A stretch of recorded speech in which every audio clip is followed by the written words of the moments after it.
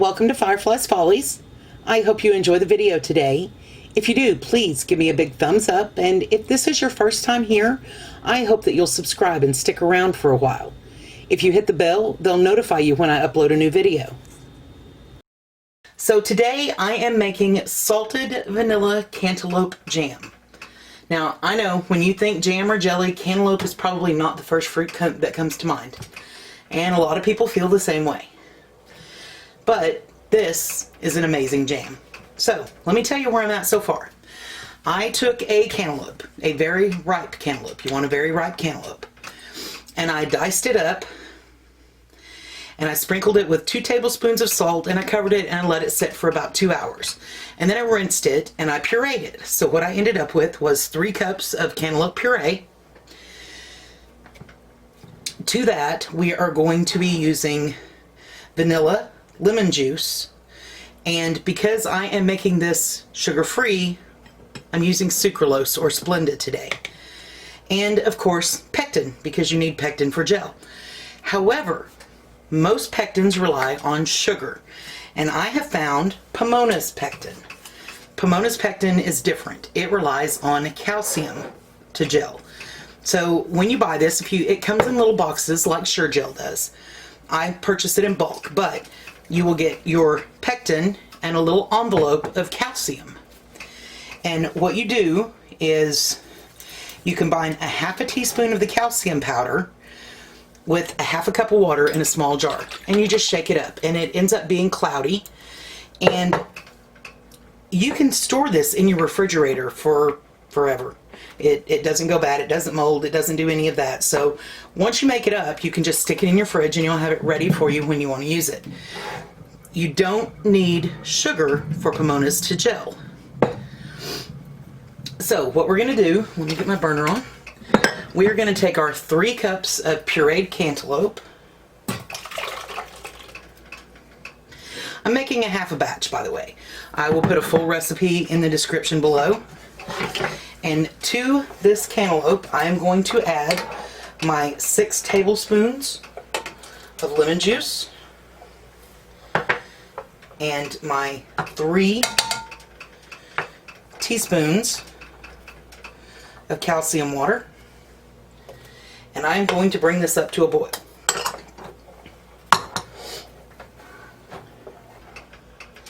So what I'm going to do is I'm going to let this come up to a boil, and it's going to boil for about 2 minutes. Now, while that's going on, I am going to take my pectin and I'm going to combine it with my sweetener. You want this thoroughly combined. So I'm going to get my whisk, and I'm going to try not to make too big of a mess because they're both powdery. And I'm going to combine this completely so that I can't tell the difference between the two. One is darker than the other. So I want to make sure that it's well mixed in because we don't want any clumps of pectin in the jam. Alright, so I have that combined and ready to go.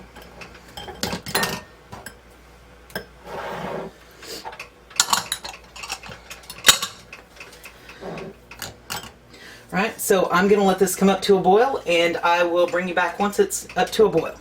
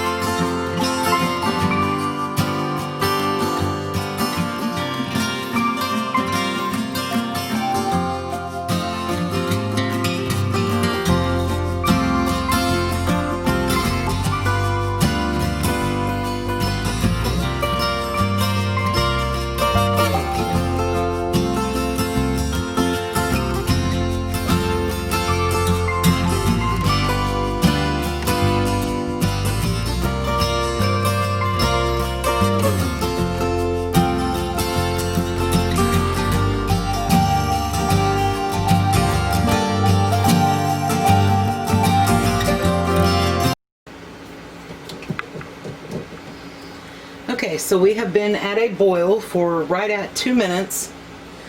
So now we are going to take the sweetener and the pectin that we combined. I'm going to Just once more to make sure. And we are going to start whisking this in. And we're going to continue to keep it over high heat, but you want to make sure this gets mixed in thoroughly with no lumps anywhere. It will clump up if you're not quick. And we are going to boil this for 1 minute, stirring the whole time. And it will start to thicken pretty quick.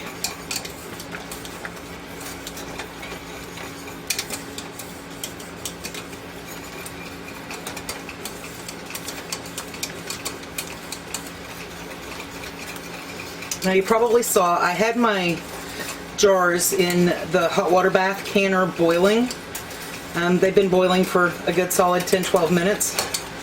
And I have my lids simmering and ready to go. I have my rings over to the side, and this is starting to gel up. Got just under. Alright, so we're going to turn the heat off. I'm going to slide you back so you can see what I'm doing.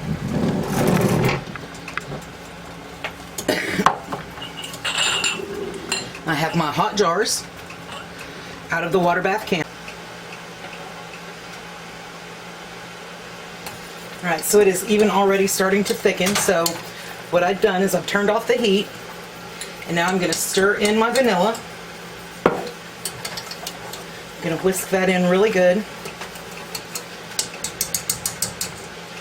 And then I'm going to fill my jar. And I have my jam. So I am just going to start ladling this in. Now, when I pureed this, I didn't puree it completely smooth because I wanted a little bit of fruit in it.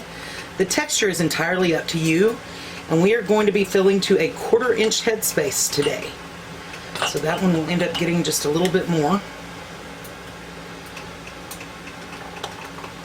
I'm not sure how much I'm going to get. It was just 1 cantaloupe. If you want to make a full recipe, you should probably make sure that you have at least 2 cantaloupes available. I think I'm only going to get 3. Well, not quite enough for 3, but we'll take it.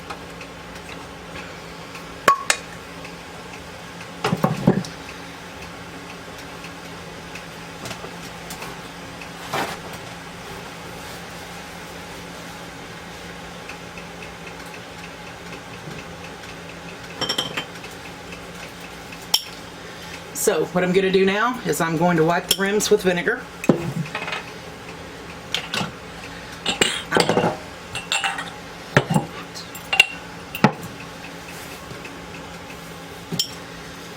Just a clean paper towel with a little bit of vinegar on it. Because you do not want anything to interfere with your seal. So you want to make sure you get everything off of the rims of your jar. Even if you think you didn't get anything on it, it's a good practice just to always wipe them with vinegar. Alright, and now I'm going to grab lids.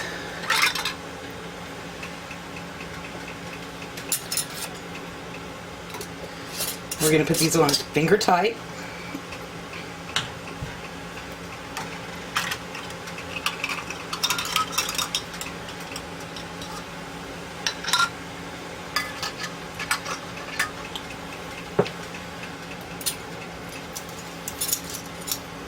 I'm going to get these into the water bath canner, and I will make sure that there is enough water to cover them by at least 1 inch. I usually do 2.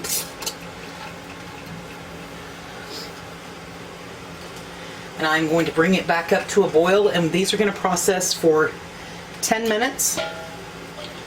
And after the 10 minutes will start once it comes back up to a full rolling boil. Oh yeah, there's plenty of water. Once it comes back up to a full rolling boil, I will process them for 10 minutes. And when that 10 minutes is up, I will shut it off and let them rest for 5 minutes before I open the canner.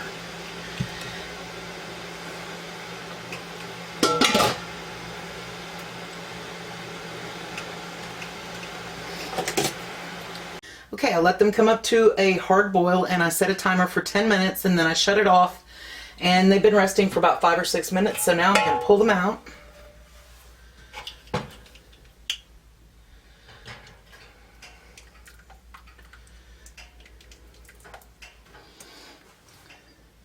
See if I can get that where you can see it.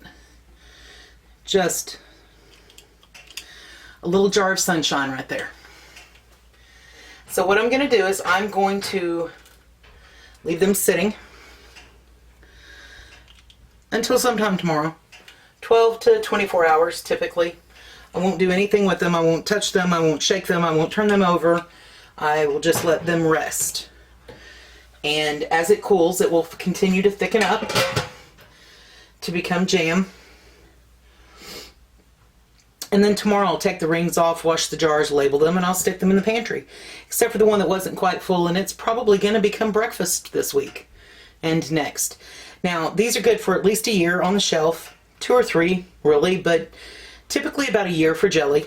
The color may change over time. Once you open them, they're good for about a month in your refrigerator. So, I hope that you enjoyed the video today. I know cantaloupe is not something that you think of right away when you think of jams and jellies, but it is a family favorite, so I hope that you'll give it a try. If you haven't subscribed, I hope that you will and you'll stick around for a while. Love the sound of a sealing jar.